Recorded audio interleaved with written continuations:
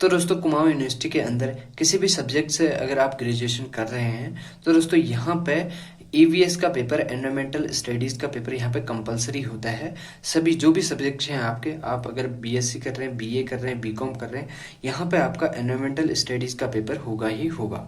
तो दोस्तों यहाँ पे जो एनवायरमेंटल स्टडीज़ का पेपर होता है वो होता है यहाँ पे 50 नंबर का। ठीक है, तो दोस्तों यहाँ पे मैं आज के इस वीडियो में आपको जो 50 नंबर के जो क्वेश्चन है, 50 क्वेश्चन आते हैं कुल मिला के इसमें, तो सभी 50 नंबर के होते हैं। तो यहाँ पे मैं आपको जो एक पेपर है उसको यहाँ पे सॉल्व करके दिखाऊंगा, मैं आपको इनके आंसर में यहाँ पे बताऊंगा। तो दोस्तों यहाँ पे आप फर्स्ट क्वेश्चन देख सकते हैं, of the following is non renewable sources. तो दोस्तों इसका करेक्ट आंसर है यहाँ पे मिनरल्स। तो दोस्तों यहाँ पे आप देख सकते हैं, इसको इस तरीके से कर देते हैं। तो दोस्तों उसके बाद यहाँ पे सेकंड है, blue revolution is related to, जो नीली क्रांति से संबंधित है। तो दोस्तों ये है आपका फिश प्रोडक्शन। इसका करेक्ट आंसर कौन सा है? मछली उत्पादन। और दोस्तों यहाँ पे थर्ड क्वेश्चन आप देख सकते हैं, the cheapest source of making paper is, जो कागज बनाने का सबसे सस्ता स्रोत है तो दोस्तों इंडिया में है आपका बैम्बू। तो यहाँ पर आप देख सकते हैं बांस है।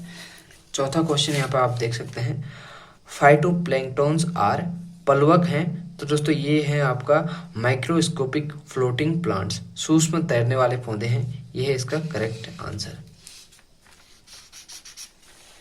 The process of eating and being eaten is called, खाने एवं खाए जाने की प्रक्रिया कहलाती है। तो ये कहलाती है आपका फूड चेन। इसका करेक्ट आंसर ये है।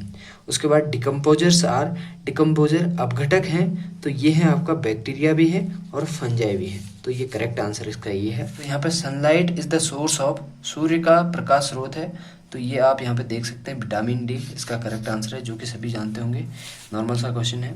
तो उसके बाद क्वेश्चन नंबर 8 यहाँ पे आप देख सकते हैं, CNG is preferred over LPG because it is, यहाँ पे आप देख सकते हैं सीएनजी को एलपीजी से ज़्यादा वरीयता दी जाती है, क्यों? यहाँ पे इसका करेक्ट आंसर है लेस पॉल्यूशन कॉजिंग। तो इसका करेक्ट आंसर ये है, कम प्रदूषक है। उसके बाद यहाँ पे 9वां क्वेश्चन आप देख सकते हैं, बायोडाइवर्सिटी मीन्स। तो बायोडाइवर्सिटी जैव विविधता का अर्थ है। तो यहाँ पे इसका करेक्ट आंसर है द लिविंग नेचुरल रिसोर्सेज, जीवित प्राकृतिक संसाधन।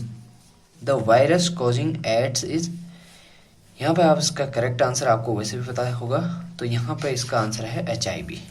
और सस्टेनेबल डेवलपमेंट स्टैंड्स फॉर, सतत विकास का अभिप्राय है।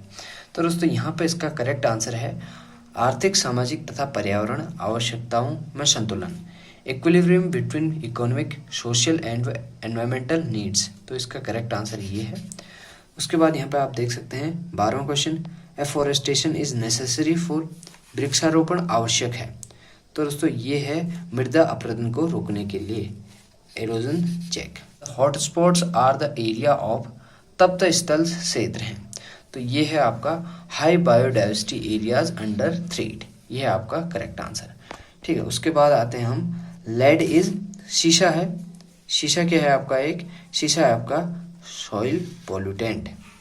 और वैसे भी अगर आप देख सकते हो तो वायु प्रदूषक भी है ये, लेकिन इसका करेक्ट आंसर ये है सॉइल पोल्यूटेंट। ठीक है, state bird of monal is, जैसे कि आपको सभी को पता होगा, मोनाल इसका करेक्ट आंसर है।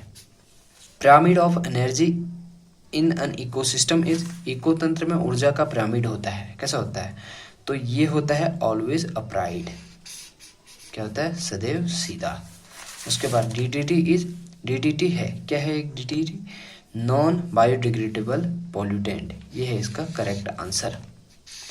उसके बाद आते हैं हम 18वें पे, तो depletions of ozone layer, skin cancer होता है इससे। ठीक है दोस्तों यहाँ पे EIA स्टैंड्स फॉर, तो EIA का फुल फॉर्म यहाँ पे है एनवायरमेंटल इम्पैक्ट असेसमेंट। तो इसका फुल फॉर्म ये है। उसके बाद विच one of the following is a primary producer. तो 20वें नंबर पे है ये। तो यहाँ पे 20वें नंबर पे हमारा क्वेश्चन है, विच one of the following is a primary producer. तो यहाँ पे आप देख सकते हैं ग्रास प्राइमरी प्रोड्यूसर है। और which one of the following is not a biotic component of ecosystem. तो इसका करेक्ट आंसर है soil organism. Which is known as greenhouse gas. Greenhouse gas किसे कहा जाता है? ये है मीथेन को कहा जाता है। ठीक है दोस्तों, a species of immediate threat of extinction is, तो इसमें एक प्रजाति जो लगभग विलुप्त होने के कगार पर हो कहलाती है, वो कहलाती है संकटग्रस्त या इंडेंजर्ड। ठीक है दोस्तों, ये है करेक्ट आंसर इसका। Plant and animal living in an area constitute, तो यहाँ पे एक स्थान पर पाए जाने वाले पौधे एवं जंतु कहलाते हैं, तो इसका करेक्ट आंसर है कम्युनिटी। 25वें नंबर पे आपका percent energy transfer from one trophic level to other, तो यहाँ पे एक खाद्य स्तर से दूसरे में स्थानांतरित होने वाली ऊर्जा का प्रतिशत कितना होता है, यहाँ पे होता है इसका करेक्ट आंसर 10% यहाँ पे। 26वां है हमारा renewable source of energy is, तो इसका करेक्ट आंसर है बायोगैस। ठीक है, तो दोस्तों उसके बाद हम आते हैं 27वें पे, removal of decomposer from the ecosystem will affect, पारिस्थितिकी तंत्र से अपघटक हटाने से प्रभावित होगा, तो करेक्ट आंसर इसका है फ्लो ऑफ एनर्जी। वैसे न्यूट्रिएंट साइकिल में भी इफेक्ट पड़ता है और सोलर एनर्जी में, लेकिन इसका करेक्ट आंसर यही है flow of energy. Main cause of water pollution is, water pollution का सबसे बड़ा कॉज क्या है, तो इंडस्ट्रियल सीवेज इसका करेक्ट आंसर है।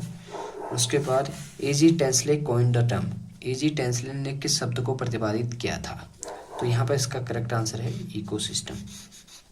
ठीक है, तो दोस्तों 30वां क्वेश्चन हमारा यहाँ पे है, sudden crash in population is observe in, तो ये जनसंख्या में सहसा भंजन पाया जाता है, तो इसका करेक्ट आंसर है जे कर्व पॉपुलेशन।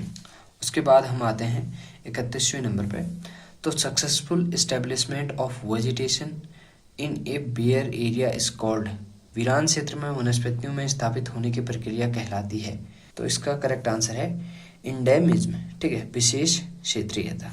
ठीक है, उसके बाद यहाँ पर आता है आपका 32वें नंबर पर, succession of plant that start in an aquatic region is called, जलीय क्षेत्रों में होने वाले पादपी अनुक्रमण कहलाता है। तो 33वां क्वेश्चन है हमारा, source of energy in an ecosystem is, तो पारिस्थितिकी तंत्र में ऊर्जा का स्रोत है जो कि सभी को पता है सन।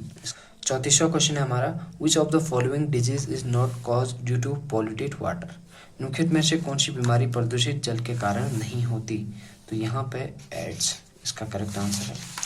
और वन महोत्सव is celebrated every year on, तो ये मनाया जाता है जुलाई के प्रथम सप्ताह में। ठीक है, फर्स्ट वीक ऑफ जुलाई। तो उसके बाद हमारा आता है, tobacco smoking is a common cause of, तंबाकू पीना कारक है, ये किसको अफेक्ट करता है, ये करता है आपका लंग्स कैंसर। ठीक है, फेफड़ों में कैंसर का। बाद 37वें नंबर पे आता है हमारा correct answer of food chain, तो यहाँ पे अगर आप देखते हैं तो इसको करेक्ट करना है हमने, खाद्य श्रृंखला का सही रूप, तो यहाँ पे ये देख सकते हैं आप, घास, कीट, मेढक, पक्षी, तो ये है इसका करेक्ट आंसर, सी इसका करेक्ट आंसर है। तो बायोडीजल इज ऑब्टेन्ड फ्रॉम, तो बायोडीजल किससे ऑब्टेन्ड होता है, ये है गैट्रोफा।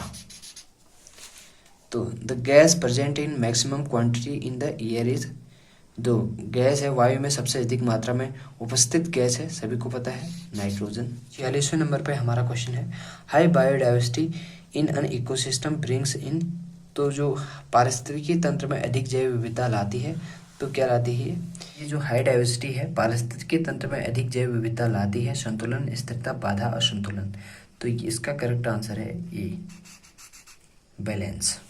तो यहाँ पे 47वें नंबर पे आप क्वेश्चन देख सकते हैं, the component of ecosystem are, पारिस्थितिकी तंत्र के घटक हैं, तो ये आप देख सकते हैं, producer, consumer and decomposer, soil, minerals and water, atmosphere and sunlight, जो कि सभी हैं ये पारिस्थितिकी तंत्र के घटक हैं सभी, तो इसमें आएगा ऑल ऑफ द अबव।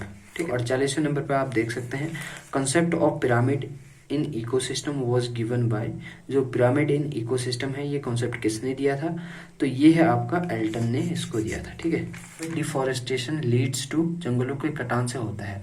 ठीक है, तो ये होता है सॉइल इरोजन। ठीक है, तो 50वां क्वेश्चन यहाँ पे है, लिथोस्फीयर मीन्स, लिथोस्फीयर मीन्स किससे है, ये कोई ईयर वाले से नहीं है, ये है रॉक्स से रिलेटेड है लिथोस्फीयर।